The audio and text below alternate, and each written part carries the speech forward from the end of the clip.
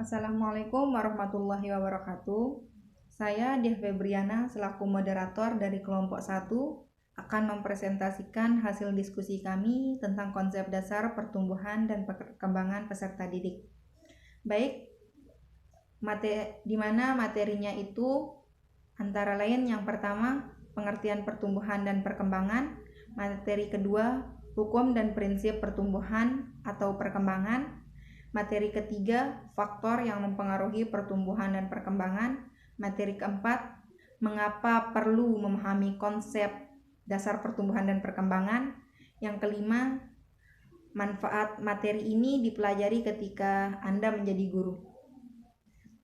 Materi pertama akan disampaikan oleh saya sendiri tentang pengertian pertumbuhan dan perkembangan. Pengertian pertumbuhan dan perkembangan ini secara umumnya itu pertumbuhan itu adalah perubahan secara fisiologis sebagai hasil dari proses pematangan fungsi-fungsi fisik yang berlangsung secara normal pada anak yang normal. Sedangkan perkembangan itu adalah perubahan psikofisik sebagai hasil dari proses pematangan fungsi-fungsi psikis dan fisik, ditunjang oleh faktor lingkungan dan proses belajar dalam kurun waktu tertentu menuju dewasa. Pengertian menurut para ahli diantaranya pengertian pertumbuhan menurut Swetjiningsih dan Ranu. Beliau mengatakan pertumbuhan itu adalah perubahan yang bersifat kuantitatif, yaitu bertambahnya jumlah, ukuran, dimensi pada tingkat sel, organ, maupun individu. Sedangkan perkembangan, menurut Yusuf, beliau mengatakan perkembangan itu adalah perubahan yang dialami individu atau organisme menuju tingkat kedewasaannya atau kematangannya, atau bahasa Latinnya itu maturation, yang berlangsung secara sistematis, progresif, dan berkesinambungan, baik menyangkut fisik atau jasmani maupun psikis atau rohani. Sekian materi dari saya. Ke materi selanjutnya akan disampaikan oleh Dela. Kepadanya dipersilahkan. Materi selanjutnya yang akan disampaikan oleh saya tentang hukum dan prinsip pertumbuhan atau perkembangan. Proses perkembangan yang berkesinambungan, beraturan, bergelombang, naik dan turun, yang berjalan dengan kelajuan cepat maupun lambat. Semua itu menunjukkan betapa perkembangan mengikuti hukum-hukum tertentu yang disebut dengan hukum perkembangan. Yang pertama, hukum kesatuan organis mengatakan anak adalah kesatuan organis, bukan penjumlahan atau suatu kumpulan unsur yang berdiri sendiri. Yang kedua itu ada hukum tempo perkembangan. Hukum tempo perkembangan menyatakan setiap anak mempunyai tempo kecepatan perkembangan sendiri-sendiri. Yang ketiga ada hukum irama perkembangan. Hukum irama perkembangan berlaku untuk setiap manusia, baik perkembangan jasmani maupun perkembangan rohani. Tidak selalu dialami perlahan-lahan dengan urutan-urutan yang teratur, melainkan merupakan gelombang-gelombang besar dan kecil yang silih berganti. Yang keempat, ada hukum masa peka. Hukum masa peka adalah suatu masa ketika fungsi-fungsi jiwa menonjolkan diri keluar, dan peka akan pengaruh rangsangan yang datang. Materi selanjutnya akan disampaikan oleh Ersa. Kepada Ersa dipersilahkan. Baik, selanjutnya saya akan melanjutkan materi yang tadi sudah dijelaskan, hukum dan prinsip pertumbuhan atau perkembangan. Jadi yang di nomor 5 ini ada namanya hukum rekapitulasi. Nah, dalam hukum rekapitulasi ini pernah dikemukakan oleh seorang yang bernama Haeckel. Nah, Haeckel ini seorang sarjana biologi dari Jerman yang biasa disebutnya itu hukum biokinetis. Nah, dalam hukum biokinetis ini pernah dijelaskan bahwa perkembangan jasmani individu itu merupakan ulangan dari perkembangan jenisnya. Nah, dengan kata lain nih, otogenesis itu sebenarnya ada rekapitulasi dari filogenes. Nah, jadi otogenesis itu adalah perkembangan individu, sedangkan Filogenes itu adalah kehidupan nenek moyang suatu bangsa. Jadi bisa diartikan bahwa menurut hukum rekapitulasi ini, perkembangan yang dialami seorang anak itu juga merupakan ulangan ringkas sejarah kehidupan umat manusia. Selanjutnya yang keenam itu ada hukum mempertahankan dan mengembangkan diri. Dalam diri setiap anak itu biasanya terdapat namanya hasrat dasar untuk mempertahankan dan mengembangkan diri. Jadi hasrat mempertahankan diri itu biasanya terlihat dalam bentuk-bentuk seperti nafsu makan dan minum serta menjaga keselamatan diri. Nah, sedangkan dalam hasrat mengembangkan diri itu terlihat nih dalam bentuk hasrat seperti ingin tahu, mengenal lingkungan, ingin bergerak, kegiatan bermain, dan sebagainya. Selanjutnya yang ketujuh ini ada namanya hukum predestinasi. Nah, predestinasi itu sebenarnya apa sih? Nah, predestinasi itu nasib atau takdir. Nah, jadi pada setiap umat beragama itu ada namanya kepercayaan terhadap nasib atau takdir yang ditetapkan oleh Allah. Nah, berdasarkan hukum ini berarti betapapun sempurnanya pembawaan, bakat dan sifat-sifat keturunan, betapapun baiknya lingkungan dan pemeliharaan anak, serta betapapun lengkapnya sarana dan sumber penghidupan. Tetapi jika proses dan jalan perkembangan itu tidak akan berlangsung sebagaimana yang dikehendaki manusia, seandainya nasib tidak membawanya demikian, atau jika tidak ada izin dari Allah. Materi selanjutnya akan disampaikan oleh Sulis, kepadanya dipersilahkan. Baik, selanjutnya saya akan menjelaskan tentang faktor yang mempengaruhi pertumbuhan dan perkembangan.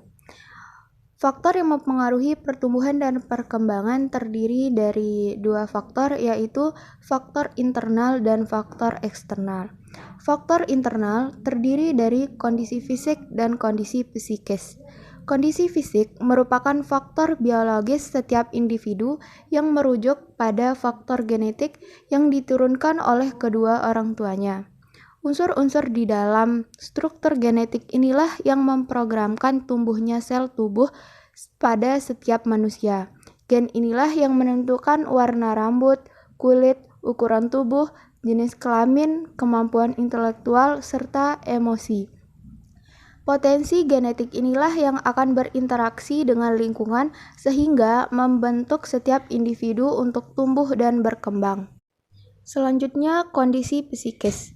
Kondisi psikis ini berkaitan dengan kondisi fisik, di mana ranah perkembangan setiap individu menyangkut aspek fisik, intelektual yaitu kognitif dan bahasa, emosi, dan sosial moral. Kondisi fisik yang tidak sempurna atau cacat juga berkaitan dengan persepsi individu terhadap kemampuan dirinya. Begitupun dengan ketidakmampuan intelektual yang luas, sebelumnya dapat disebabkan karena kerusakan sistem syaraf, kerusakan otak, atau mengalami retardasi mental. Kedua, faktor eksternal. Faktor eksternal ini terdiri dari dua faktor, yaitu lingkungan fisik dan lingkungan non-fisik, di mana lingkungan fisik ini mencakup kondisi keamanan, cuaca, keadaan geografis, sanitasi atau kebersihan lingkungan, serta keadaan rumah yang meliputi ventilasi, cahaya, dan kepadatan hunian. Semua kondisi tersebut sangat mempengaruhi bagaimana setiap individu dapat menjalankan proses kehidupannya. Kedua, lingkungan non-fisik, di mana lingkungan non-fisik ini meliputi berbagai macam komponen, di antaranya yaitu keluarga, pendidikan, dan masyarakat. Adapun beberapa faktor yang berkenaan dengan faktor non-fisik ini adalah faktor psikososial, di mana faktor psikososial ini adalah stimulasi. Hal ini merupakan faktor yang penting dalam menunjang perkembangan individu. Selanjutnya, lingkungan non-fisik. Faktor non-fisik ini meliputi berbagai macam komponen, di antaranya yaitu keluarga, pendidikan, dan masyarakat. Adapun beberapa faktor yang berkenaan dengan faktor non-fisik ini adalah faktor psikososial. Yang pertama adalah stimulasi. Hal ini merupakan faktor yang penting dalam menunjang perkembangan setiap individu.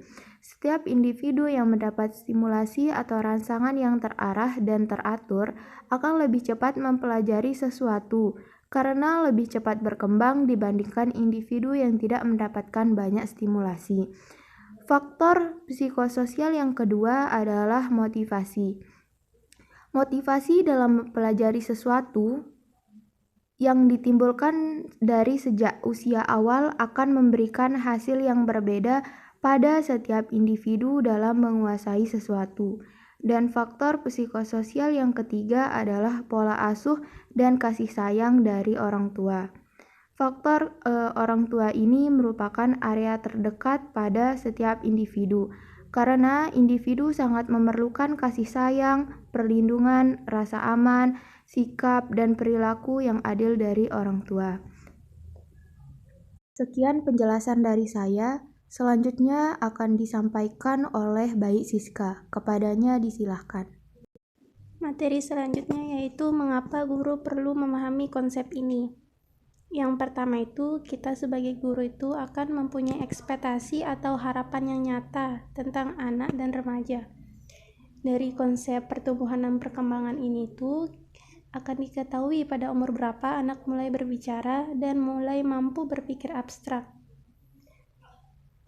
Karena di konsep pertumbuhan dan perkembangan ini tuh mempunyai gambaran umum yang terjadi pada kebanyakan anak.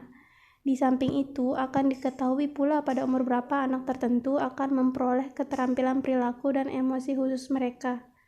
Yang kedua itu, membantu kita sebagai guru untuk merespon sebagaimana mestinya pada perilaku tertentu dari seorang anak. Contohnya itu seperti seorang anak TK tidak mau sekolah lagi karena diganggu temannya, apakah kita sebagai guru itu akan membiarkan saja?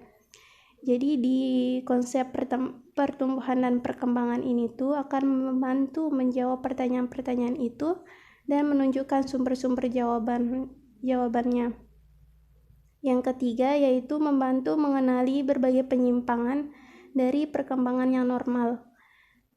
Contohnya itu bila anak umur 2 tahun belum banyak bicara, apakah dokter atau guru itu harus mengkhawatirkannya? Atau bagaimana bila hal itu tuh terjadi pada anak umur 3 tahun atau 4 tahun? Jadi di dalam konsep pertumbuhan dan perkembangan ini tuh akan memperoleh jawaban. Kita akan memperoleh jawaban tuh akan lebih mudah apabila kita mengetahui apa yang biasanya terjadi pada seorang anak. Yang keempat itu membantu memahami diri sendiri. Karena konsep pertumbuhan dan perkembangan ini tuh secara terbuka mengungkap proses pertumbuhan dan perkembangan, proses-proses yang akan dialami pada kehidupan sehari-hari. Yang lebih penting lagi, pengetahuan ini akan membantu kita memahami apa yang kita alami sendiri. Misalnya itu kayak mengapa masa pubertas kita itu lebih awal atau lebih lambat gitu. Yang terakhir, guru dapat mengetahui aspirasi atau tuntutan peserta didik yang bisa dijadikan bahan pertimbangan dalam penyusunan program yang tepat bagi peserta didik tersebut. Sehingga kegiatan pembelajaran pun akan dapat memenuhi kebutuhan minat mereka dengan tepat. Sekian materi dari saya. Materi selanjutnya akan disampaikan oleh Bunga Oksya. Baik, selanjutnya saya akan menyampaikan materi manfaat materi ini dipelajari ketika Anda menjadi guru. Sebagai seorang pendidik, tak lepas kaitannya dengan dunia peserta didik. Perkembangan dan pertumbuhan peserta didik merupakan hal yang penting untuk kita pelajari dan kita pahami selaku calon pendidik. Sebagai calon guru, hendaknya memiliki pengetahuan mengenai perkembangan peserta didik, karena nantinya calon guru akan berperan dalam pembentukan karakter peserta didik. Adapun manfaat dalam mempelajari materi ini ketika menjadi seorang guru.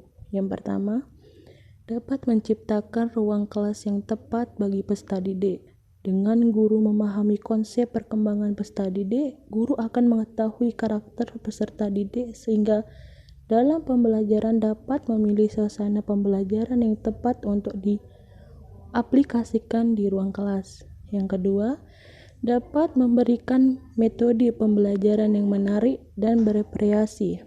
Dalam pembelajaran diperlukan adanya variasi metode dan metode pembelajaran agar peserta didik tidak merasa bosan. Yang ketiga, mengetahui pelajaran seperti apa yang sangat dibutuhkan dan yang kurang dibutuhkan. Memang dengan mengetahui karakteristik peserta didik, guru dapat lebih dalam mengetahui pelajaran apa yang tepat untuk diberikan kepada peserta didik. Yang keempat, memberikan dorongan bagi peserta didik dalam berinteraksi. Guru terkadang acuh dengan kondisi yang sedang dialami peserta didik.